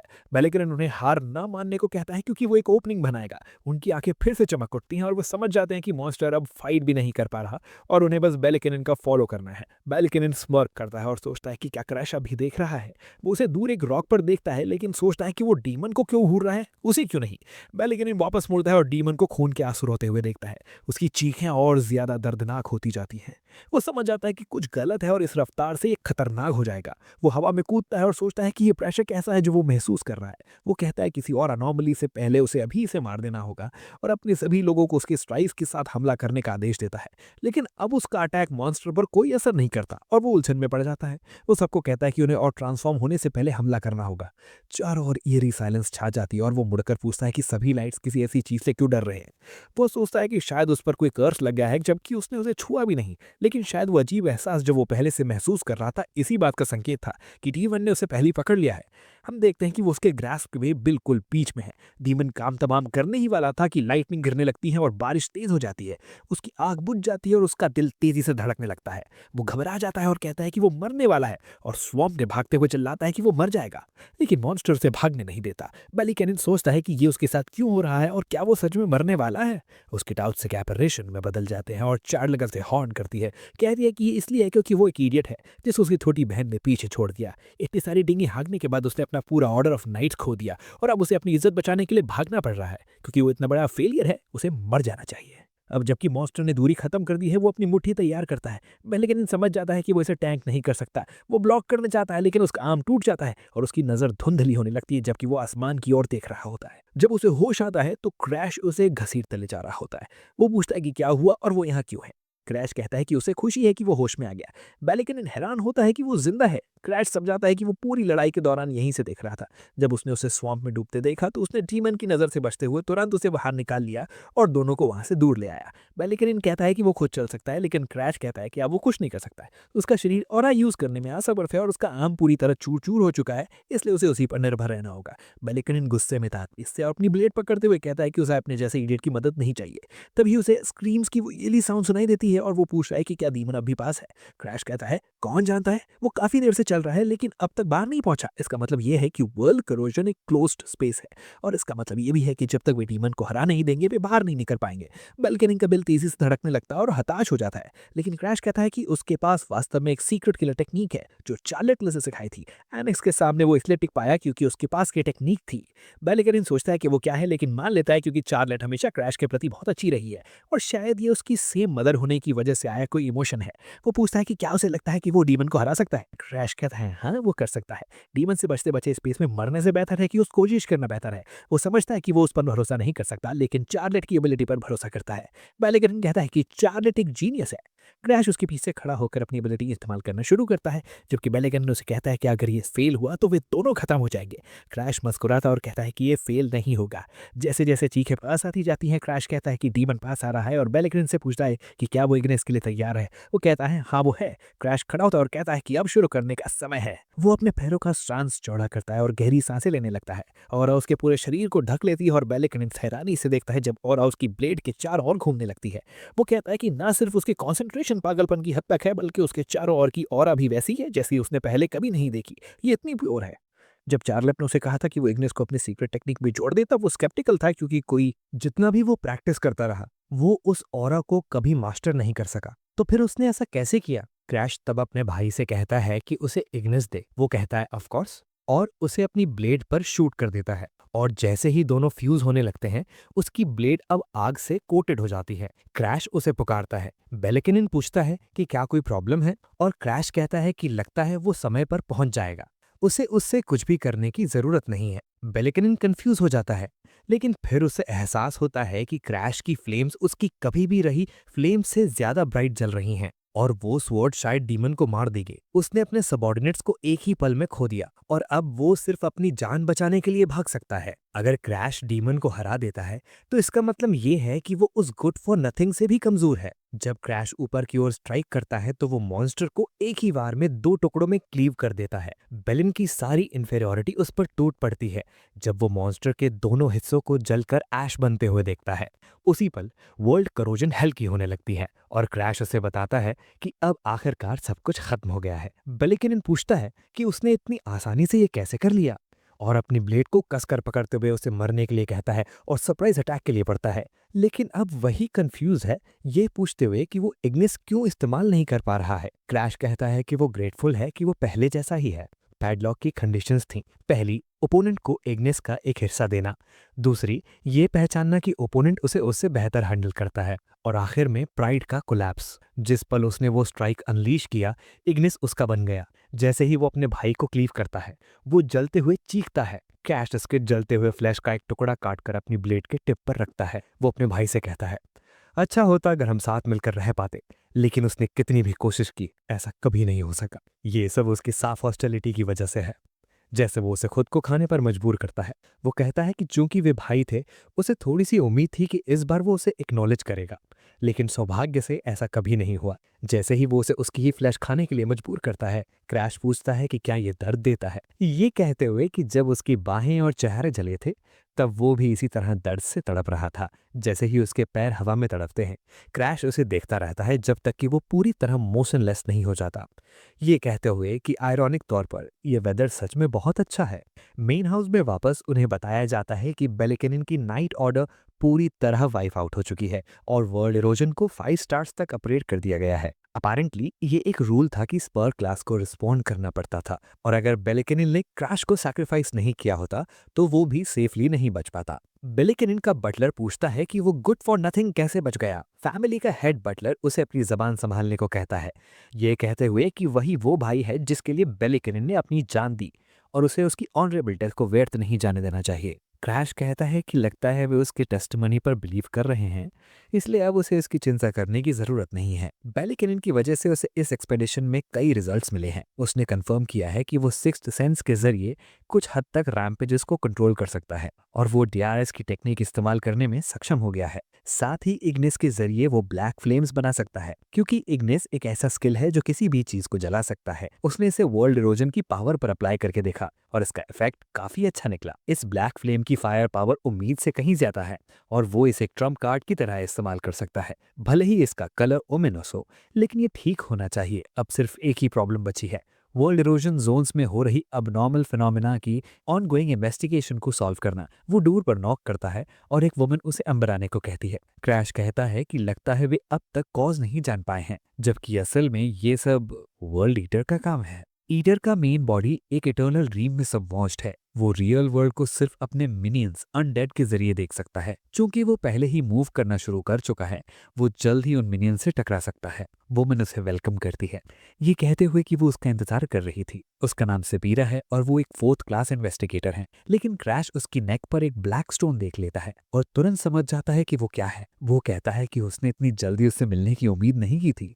जब वो पूछती है कि उसका क्या मतलब है, वो कहता है कि वो जानता है कि वो अनडेड है और वो उससे डील करना चाहता है। वो उनकी इमॉर्टलिटी को इरेज कर देगा। वो मुस्कुराती है ये पूछते हुए कि क्या वो रिग्रेसर है। वो कुछ और ढूंढ रही थी लेकिन उसने कभी सोचा नहीं था कि इतना इररेलेवेंट टारगेट मिल जाएगा। क्रैश अनडेड्स के बारे में और एक्सप्लेन करता है। उनका नाम क्रिम्सन गार्डियन ऑगस्ट है। रिग्रेशन से पहले आर्थर के ऑर्डर्स पर उसकी इमॉर्टलिटी सील करने की कोशिश की गई थी लेकिन वो फेलियर में खत्म हुई। आर्थर कहता है कि इससे इमॉर्टल पूरी तरह अपनी बॉडी रीजनरेट करने में बिजी रहेगा और उसके पास अपने सबॉर्डिनेट्स को कमांड करने का कोई मौका नहीं रहेगा। मेरी कहती है कि इमॉर्टल के इतने सारे अंडरलिंग्स होने की वजह ये थी कि उसका ट्रू बॉडी एक कर्स की वजह से मूव नहीं कर सकता था। समहाउ इससे उसे उस पर थोड़ा सा तरस आता है। सिग्रिन पूछती है कि इसमें कौन सी बात पिटिएबल है, ये कहते हुए कि उसने उनके लिए ट्रबल के अलावा कुछ भी नहीं किया और उसे इनोसेंट बनने की एक्ट नहीं करनी चाहिए। मैरी कहती है कि उसका ऐसा कोई इंटेंशन नहीं था और पार्थर कहता है कि इससे इमॉर्टल का इश्यू सेटल हो गया है और उन्हें बहस नहीं करनी चाहिए।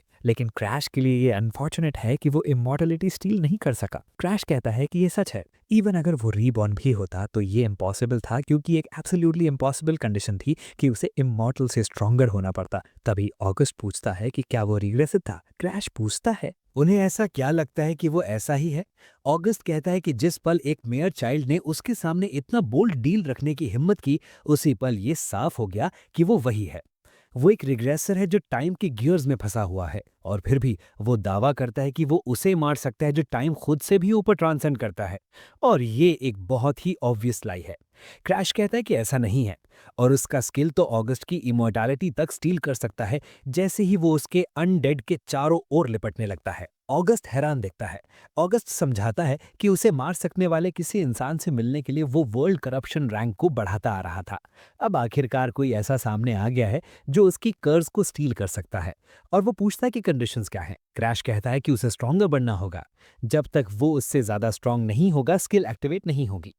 ऑगस्ट पूछता है कि क्या इसका मतलब है कि वो उसका डिसाइपल बनना चाहता है, लेकिन अगर इमॉर्टैलिटी से मुक्त होने की बात है तो वो अपनी सोल तक बेच देगा। वो मान जाता है, ये कहते हुए कि वो क्रिम्सन गार्डन ऑगस्ट उसे जिंदा इंसानों में सबसे स्ट्रांग बनाएगा। क्रैश कहता है कि सिर्फ ऑरा से ही इतना ओवरवेल्म्ड हो जाना, वो भी ट्रू बॉडी के बिना, पागलपन है। वो बताता है कि ऑगस्ट इतना बड़ा पावर हाउस है कि वो आर्थर को टक्कर दे सकता है और उसके नीचे उससे भी ज्यादा स्ट्रॉन्ग सबॉर्डिनेट्स हैं। उसकी कोऑपरेशन से वो खुद को अभी से इनफाइनाइट गुना स्ट्रॉन्ग बना सकता है। भले ही उसे वर्ल्ड ईटर की पावर उधार लेनी पड़े, लेकिन वो आखिर में करप्शन और अनाहिलेशन को रोकना चाहता है। वो समझाता है कि स्किल एक यूनिक एबिलिटी होती है जिसे पूरी दुनिया में सिर्फ एक ही इंसान पोजेस कर सकता है। इसी प्रिंसिपल के तहत रिग्रेशन स्किल इस टाइमलाइन में आर्थर के पास वापस चली गई, जिससे वो अपनी मर्जी से दोबारा रिग्रेस नहीं कर सकता। अगर इस लाइफ में फिर से वर्ल्ड डिस्ट्रॉय हो गया तो उसका एग्जिस्टेंस तक मिट जाएगा। उसके हाथ कांप रहे हैं और वो ऑगस्ट को क्रिम के निकनेम से बुलाता है। ऑगस्ट उसे घूरता है और उसे उसके नाम से बुलाता है, ये कहते हुए कि उसे मास्टर कहकर बुलाओ, और फिर उसे मार देता है। क्रैश कहता है कि उसे खुशी है कि वो आखिरकार घर जा सकता है, लेकिन ऑगस्ट पूछता है कि वो क्या कह रहा है, क्योंकि यही उसका घर है। क्रैश कहता है कि वो यहाँ बहुत साल पहले रहा था। इतने पुराने समय की बात है कि उसे अपने पेरेंट्स के चेहरे तक याद नहीं है। उसकी मदर की डायरेक्ट नाइट एक वैल्करी उसे आदेश देती है कि उसकी माँ उसे बुला रही है। वो कहता है कि मैनर में रहते हुए उसने कभी अपनी माँ का चेहरा नहीं देखा। शायद उसने सुना कि वो बदल गया है, उसमें इंटरेस्ट लेने लगी है। वैल्करी ये भी बताती है कि जब हाउस का हेड फॉरबिडन डोमेन से लौटेगा तो वो भी उससे मिलना चाहता है। क्रैश हैरान हो जाता है, ये कहते हुए कि उसके फादर डेमी गॉड के रिलम तक पहुंच चुके हैं। शायद उन्होंने स्टार्स के जरिए उसके बारे में कुछ महसूस किया है। वैल्करी कहती है देयरफॉर लेडी आर्य ने उसे डिरेक्शन दिया है कि तब तक उसे हाउस में ही रहना चाहिए। क्रैश कहता है कि बियांका उसका इंतजार कर रही है और उसके पास ढेर सारे काम है, इसलिए वो यहाँ टाइम वेस्ट नहीं कर सकता। वो पूछता है कि क्या ओवरनाइट रुकना उसके फादर का ऑर्डर है, और अगर नहीं तो अभी के लिए वो वापस जा रहा है। वो कहता है कि जब उसके फादर कांटेक्ट करेंगे या खुद मिलने आएंगे तब वो फिर आएगा। कैरेज राइड के दौरान वो सोचता है कि क्या वो सच में फ्री हो गया है, क्योंकि वो कुछ समय तक वापस नहीं जाना चाहता। ऑगस्ट अब एक बर्ड का रूप ले चुका है और उसे तुरंत डोर खोलने को कहता है। क्रैश कहता है कि उस बर्ड का कलर बहुत ज्यादा स्टैंड आउट करता है, और ऑगस्ट कहता है कि वो अपने कलर्स जब चाहे बदल सकता है। अब वो क्रो की तरह ब्लैक हो जाता है और फिर उतना ही ब्लैक जितनी उसकी आंखें हैं। क्रैश चिढ़ जाता है और पूछता है कि वो अपना रियल बॉडी क्यों नहीं इस्तेमाल कर रहा। ऑगस्ट कहता है कि वो अच्छी तरह जानता है कि वो अपना रियल बॉडी हिला भी नहीं सकता, और फिर से उसे स्टूपिड रिग्रेसर कहता है। बेशक क्रैश ऑगस्ट को ये नहीं बता सकता कि असली रिग्रेसर आर्थर है, और वो बस एक स्किल उधार लेने वाला इनकम्प्लीट रिग्रेसर है। वैसे भी उसे एक्सप्लेन करने की जरूरत नहीं। आखिरकार वे घर पहुंच जाते हैं और वो कहता है कि यहाँ एक वाइट चिक है जिसके साथ उसे जेंटल रहना होगा। जाहिर है वो बियांका को चिकन कह रहा है। बियांका उसका स्वागत करती है और वो कहता है कि उसने कहा था, और आर्याट भी दौड़ कर आ जाता है। क्रैश पूछता है कि क्या कुछ अनयूजुअल हुआ, और वो बताता है कि डार्लिंग की तरफ से एक लेटर आया है। हम देखते हैं कि वो कलर चेंज डिजीज की मेडिसिन के बारे में है और वो उसे जल्द लेकर आएगा। क्रैश कहता है कि वो क्रेजी एक्सेंट्रिक है, लेकिन आर्यत से कहता है कि अगर डार्लिंग नाम का कोई यहाँ आए तो आर्यट को उसके साथ बहुत केयर से पेश आना चाहिए, क्योंकि वही उसका बेनिफैक्टर है। वो कहता है अंडरस्टूड, लेकिन ये भी बताता है कि बियांका उसके लेकर बहुत वरीड थी। क्रैश हैरान हो जाता है और आर्यट बताता है कि जैसे ही उसने सुना कि वो करप्शन इंसिडेंट में फंस गया है, उसने उसे कैरेज तैयार करने को कहा। वो कहता है कि हाल ही में उसने उसका पैडलॉक चेक नहीं किया था, और हम देखते हैं कि वो सच में उसकी फ्रेंड बन चुकी है, क्योंकि वो अनलॉक हो जाता है। ये देखकर वो पूरी तरह स्टैंड रह जाता है। बियांका पूछती कि क्या उसके चेहरे पर कुछ है, और क्रैश कहता है कि नहीं, बस वो उसे अपने नए फ्रेंड से मिलवाना चाहता था। उसका नाम है क्रीम। वो उसे उठाते हुए कहती है कि वो विप क्रीम की तरह सॉफ्ट है। क्रैश कहता है कि उसे नहीं पता था कि उसे एनिमल्स पसंद है, लेकिन ये भी कि वो सेकंड लॉक कैसे अनलॉक करेगा, क्योंकि उसमें लिखा है कि उसे उसका इंपॉर्टेंट पर्सन बनना होगा। वो कहता है यूजुअली जब ऐसा कहा जाता है तो पेरेंट्स, चिल्ड्रन, फ्रेंड्स, लवर्स जैसी बातें होती हैं, लेकिन टेक्निकली वो उसका फियांसे है और लवर्स सबसे क्लोजेस्ट पॉसिबिलिटी है। ऑगस्ट जान बचाकर उड़ने लगता है। जब बियांका उसे घूरती रहती है, क्रैश सोचता है कि क्या वो सच में उसके लवर्स बन सकते हैं। कंडीशंस रिग्रेस्ट होने से पहले ऐसी नहीं थी। इसके अलावा वो अंदर से अभी भी एक अडल्ट है, इसलिए उसे नहीं लगता कि ये पॉसिबल कंडीशन है। ऑगस्ट कहता है कि लगता है उस लड़की को वो पसंद आ गया है, क्योंकि वो उसे छोड़ ही नहीं रही। क्रैश कहता है कि शायद ऐसा ही है, और ऑगस्ट वो कहता है कि एक और बात है, वो उसकी स्ट्रेंथ टेस्ट करना चाहता है और उसे अभी ट्रेनिंग ग्राउंड जाना होगा। क्रैश मान जाता है और उसके बाद हम नहीं देखते कि क्या हुआ, लेकिन ऑगस्ट उसे बताता है कि वो पैथेटिक है। ये सोचना कि एक रिग्रेसर के पास इतना गार्बेज टैलेंट होगा। अभी वो मुश्किल से अपनी पास्ट एक्सपीरियंसेस और सीक्रेट टेक्निक्स के सहारे यहाँ तक रेंग कर पहुंचाए, लेकिन वो एफर्ट एक ट्रू जीनियस द्वारा लेस देन 5 इयर्स में पीछे छोड़ दिया जाएगा। हालांकि ये सब तभी है जब वो प्योर टैलेंट की बात कर रहे हो। टैलेंट उसके सामने मीनिंगलेस है, क्योंकि उसके पास उसका स्किल है। अगर उसमें टैलेंट की कमी है तो उसे किसी और से स्टील कर लेना चाहिए। जो प्रोडक्शन लाइन के रॉक बॉटम से बाहर नहीं निकल सका, उसे वो खुद ऊपर खींच ले जाएगा। वो बादलों से भी ऊंची जगह से सब कुछ सीज करेगा और आखिरकार उससे उसकी इमोर्टैलिटी तक स्टील कर लेगा। क्रैश एक्साइटेड हो जाता है और कहता है कि ये तो कहना ही क्या। कुछ दिनों बाद डार्लिंग आता है और पूछता है कि क्या उसने उसका इंतजार करवाया। उसे हनी कहकर बुलाता है। क्रैश पूछता है कि वो उसे ऐसा क्यों बुला रहा है और डार्लिंग कहता है कि कोल्ड मत बनो। क्रैश सीधे मुद्दे पर आता है, ये पूछते हुए कि क्या वो चीज़ लाया है जो उसने मांगी थी। डार्लिंग अपने बैग में हाथ डालता है और उसे निकालते हुए कहता है कि ये बन चुका है और पूछता है कि क्या वो उसे जीनियस मानता है या नहीं। क्रैश पूछता है कि वो ऑब्वियस बात क्यों बता रहा है, क्योंकि वो हमेशा से ही ऐसा रहा है। डार्लिंग शर्माने लगता है और उसे हग करने लगता है, लेकिन क्रैश उसे रोकने को कहता है। डार्लिंग कहता है कि वो ये भी बताना चाहता था और अपेरेंटली एनेक्स बदल गया है। क्रैश पूछता है कि इसका क्या मतलब है और डार्लिंग कहता है कि शार्लेट से हारने के बाद उसने ट्रेनिंग बंद कर दी थी, लेकिन क्रैश वाले इंसिडेंट के बाद उसने फिर से शुरू कर दी है। क्रैश पूछता है कि क्या वो ट्रेटर सच में उससे इंस्पायर हुआ, ये कहते हुए कि उसे उसकी बिल्कुल परवाह नहीं है और अगर यहाँ काम खत्म हो गया है तो उसे बस घर चले जाना चाहिए। ऑगस्ट कहता है कि उसे नहीं लगा था कि इस किंगडम में वैलहाइम्स के अलावा भी कुछ हैं, लेकिन ये अच्छा है क्योंकि वो वैसे भी अपने बॉडी को मजबूत करने के लिए एक एलेक्सर इस्तेमाल करने वाला था और उसे अल्केमी स्टार वाले आदमी से कुछ ब्रू करवाना चाहिए, एक स्पेशल मेडिसिन जो कंजम्पशन पर फिजिकल स्टैट्स और ऑरा बढ़ाती है। क्रैश समझाता है कि एलेक्सर्स बेहद एक्सपेंसिव होते हैं और कभी-कभी फैमिली सीक्रेट ब्रूइंग टेक्निक्स पीढ़ियों तक पास डाउन करती हैं, लेकिन एलेक्सर्स सिर्फ सिलेक्ट फ्यू के लिए होते हैं और पहले वो उसकी लीग से बाहर थे। ऑगस्ट कहता है कि वो फॉर्मूला जानता है, इसलिए वे उसे बस गाइड कर सकते हैं। क्रैश डार्लिंग से कहता है कि टूर्नामेंट से पहले एक और बात है। डार्लिंग कहता है कि उसने तो उसे अभी घर जाने को कहा था, पूछते हुए कि क्या उसने अपना मन बदल लिया। क्रैश कहता है कि उसे एक एलेक्सर चाहिए। डार्लिंग पूछता है कि क्या एलेक्स की ट्रेनिंग सुनकर वो फायर अप हो गया है, लेकिन क्रैश कहता है कि वो फायर अप तो हुआ है, पर ये भी पूछता है कि क्या वो मटेरियल्स अफोर्ड कर पाएगा। क्रैश कहता है कि वो उसका तरीका निकाल लेगा, खासकर अगर वो रिग्रेशन से पहले का अपना नॉलेज इस्तेमाल करे तो। ऑगस्ट उसे वर्ड फॉर वर्ड बताने लगता है कि क्या कहना है और क्रैश वही डार्लिंग को लिस्ट करके बताता है, जिसका चेहरा और ज़्यादा सरप्राइज हो जाता है और वो सब कुछ लिख लेता है। वो पूछता है कि उसे ये सारी इन्फो कहाँ से मिली और क्रैश कहता है कि ये फैमिली में पास डाउन हुई सीक्रेट फॉर्मूला है। डार्लिंग कहता है कि एक्सपेक्टेड ही था और वो इसे ट्राई करना चाहेगा, लेकिन प्रॉब्लम यह है कि मटेरियल्स कैसे मिले। फर्स्ट, स्नो हीट सन फंगस हार्डन से हार्ड टेरिटरी में उगता है। सेकंड, वहाँ पहाड़ स्टीप हैं और इरोजन बहुत खराब है, इसलिए उसे ढूंढना ऑलमोस्ट इम्पॉसिबल है। क्रैश कहता है कि वो बियांका से पूछ सकता है क्योंकि वही उसका होम है। ऑगस्ट कहता है कि अब गोल्डन ड्रैगन हर्ब बेचता है। ये एक फैंटम हर्ब है जिसके बारे में कहा जाता है कि ये एम्पायर के रिमोट रीजन्स में गोल्डन ड्रैगन्स के नेस्ट के पास ही उगता है। वे इसे ब्लैक मार्केट से खरीद सकते हैं, लेकिन अगर एम्पायर को पता चल गया तो ये बहुत बड़ा पेन बन जाएगा। क्रैश कहता है कि कोई और रास्ता नहीं है, उसे बस एक ब्लैक मार्केट डीलर को हंट करना होगा। डार्लिंग कहता है कि शायद एक बेटर ऑप्शन है। एफिपीना एम्पायर में 15 से कम उम्र वालों के लिए एक जूनियर मार्शल आर्ट्स टूर्नामेंट होता है। अगर वो वहाँ फर्स्ट प्लेस ले लेता है तो रिवॉर्ड वही एग्जैक्ट अर्ब है जिसकी उसे जरूरत है। पूछते हुए कि क्या सोचता है, क्रैश कहता है कि वो एक वालहाइम है। एम्पायर उस टूर्नामेंट को एकेडमी के खिलाफ पॉलिटिकल गेन के लिए यूज करने वाली है और अगर वो पार्टिसिपेट करता है तो मामला मैसी हो जाएगा। डार्लिंग कहता है कि ऑफकोर्स इसके पास एक प्लान है और क्रैश से ड्रिंक करने को कहता है। जैसे ही क्रैश पीता है उसकी बॉडी एक वुमन में बदल जाती है और डार्लिंग कहता है एनीवन टूर्नामेंट ज्वाइन कर सकता है और अगर आइडेंटिटी रिवील ना हो तो ये इजी होगा, अब उसे बस एक गर्ल बनकर ज्वाइन करना है। क्रैश चिल्लाता है कि उसे वापस नॉर्मल कर दे और ऑगस्ट डिस्गस्ट होकर देखता रहता है। क्रैश फिर अपनी एबिलिटी यूज करता है डार्लिंग से पूछते हुए कि क्या वो उसके साथ मजाक कर रहे हैं और डार्लिंग रोने लगता है, ये कहते हुए कि उसे माफ कर दे। अगर आपने एंड तक देखा है तो कंट्रोल कमेंट करके बताइए। ऐसे और वीडियोस के लिए सब्सक्राइब कीजिए, चैनल को सपोर्ट करने के लिए लाइक या कमेंट कीजिए। Thanks for watching.